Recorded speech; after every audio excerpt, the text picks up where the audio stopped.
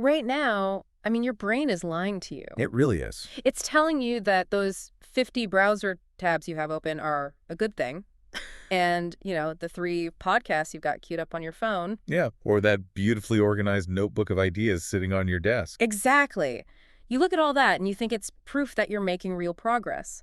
But what if all that, incredibly responsible research is actually the exact mechanism destroying your chances of success? It's a scary thought, honestly. Welcome to the Deep Dive. Today, we are on a mission to uncover a hidden psychological trap, one that keeps incredibly smart, capable people, people exactly like you, from ever actually launching or succeeding in an online venture. And it's a trap that is highly effective because it masquerades as a virtue. Oh. We are looking today at a profound, short essay about decision-making. Yeah, specifically looking at what happens when we get stuck in research mode. Right. We're going to explore the psychological barriers to starting something new. And the core thesis here isn't that people lack knowledge. That's not the problem. The problem is their inability to evaluate information. It's a fascinating look at how our own intelligence is often weaponized against us. Okay, let's unpack this because, well, this material hits uncomfortably close to home for me. Yeah. I want to ask you, the listener, right now, how many times have you told yourself you just need to read one more article before you start that project? Always just one more. Right, just one more YouTube tutorial, just one more financial breakdown to make sure you have absolutely every single angle covered. It feels like you're being so diligent. And that feeling of diligence is precisely where the danger lies. Because the thesis we're exploring is completely counterintuitive. How so? Well, most people don't struggle online because they're incapable of doing the work, right? They struggle because they lack certainty. Wow, okay. They stay in this research mode, watching, thinking, waiting for absolute clarity to just, magically wash over them. Yeah. It feels incredibly responsible at first. Because it is research. I mean, we've been conditioned since grade school that doing research is a good thing. But here, the source is saying it can actually be toxic. Exactly. Because we mistake data gathering for actual decision-making. I think I have an analogy to make this relatable. Staying in research mode is basically like sitting in your driveway, endlessly studying a roadmap. Oh, that's a perfect way to picture it. Right. You're studying the routes, checking the mileage, convincing yourself you're making progress on this big road trip. But, I mean, the engine isn't even on. You haven't gone anywhere. You're literally bolted to the driveway. Why do we do this? What is the why behind this behavior? Well, it's rooted in our psychology. We are waiting for clarity to appear before we act. We think if we just gather enough data, the risk will drop to zero. But it never does. No, it doesn't. You're waiting for the data to make the decision for you. But data is passive. It can't decide. You're waiting for a mirage. But sitting in that driveway for months or even years, it takes a massive toll, right? And that moves us from the illusion of progress into the long-term consequences of this behavior. Right. Why the waiting itself becomes toxic. Exactly.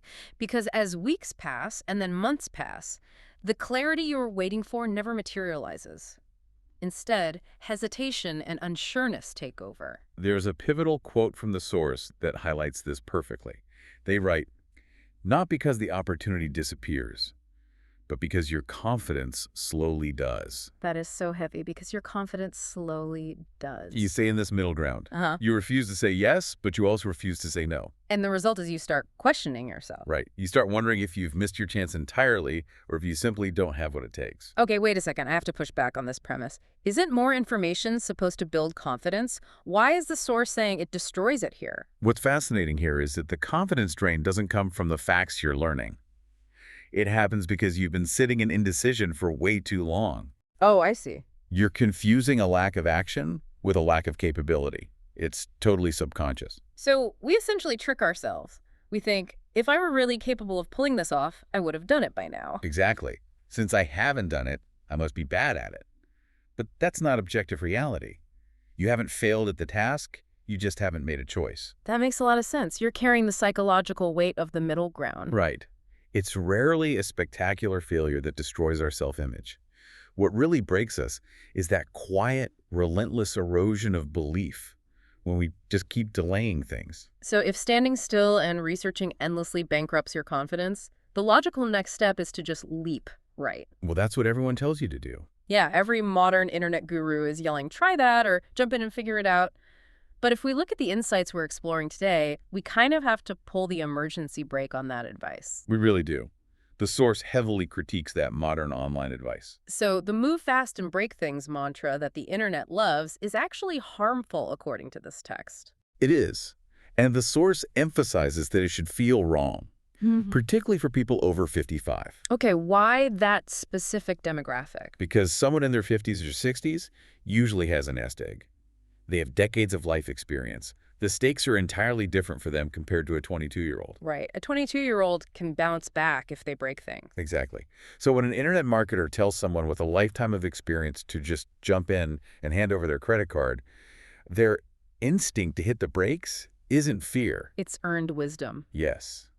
The text gives you, the listener, explicit permission to reject reckless action. Because the risks of blindly leaving are so high. They are. The specific risks mentioned in the text are that if you step into something you don't understand, you don't magically adapt. You just get stuck, frustrated, or you end up seriously out of pocket. So the problem isn't that you are afraid to jump. The problem is you haven't been given a clear way to evaluate what you are jumping into. That is the exact core of the issue.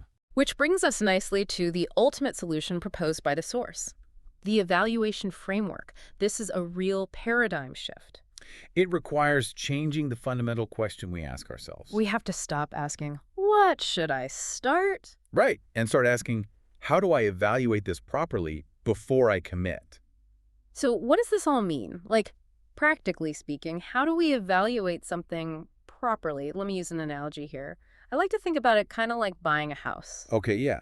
Walk me through that. Well, when you buy a house, you don't just log online, look at the shiny filtered photos and buy it, right? You don't just buy into the hype. Hopefully not. Right. You go there, you check the foundation, you look at the neighborhood, you try to understand if it actually fits your daily lifestyle, your commute, your family. That's a great analogy. You're checking the reality, not the marketing. Exactly. And the source has very specific criteria for this evaluation. First, you have to understand what the business actually involves. From a mundane level. Yes, what are the skills needed? Not just the big picture, but the day-to-day reality. Furthermore, you have to look at the flexibility.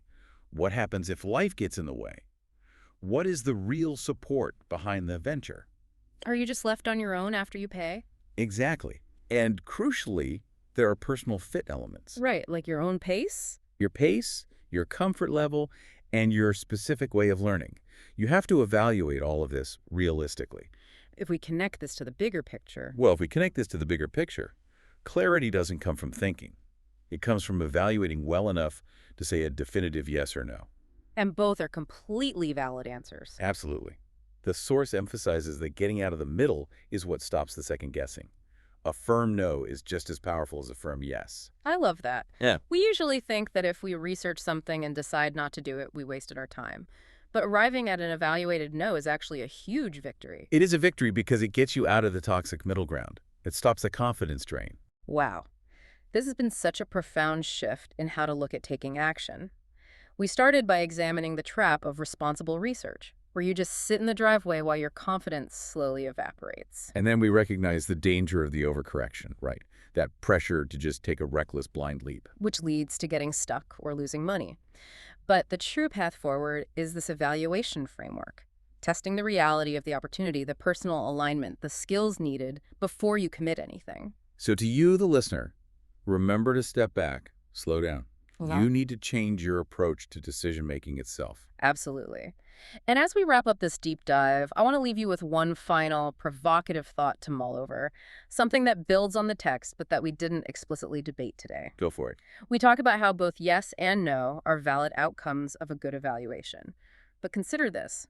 What if having the courage to say a definitive, unapologetic no to an online opportunity is actually the fastest way to build the momentum you need to finally find your yes? That's a really interesting way to frame it. Right. Every time you confidently say no, you're clearing the runway. You're reclaiming your mental energy. So when that true yes finally arrives, you have the clarity to actually take off. You're ready for it. Exactly.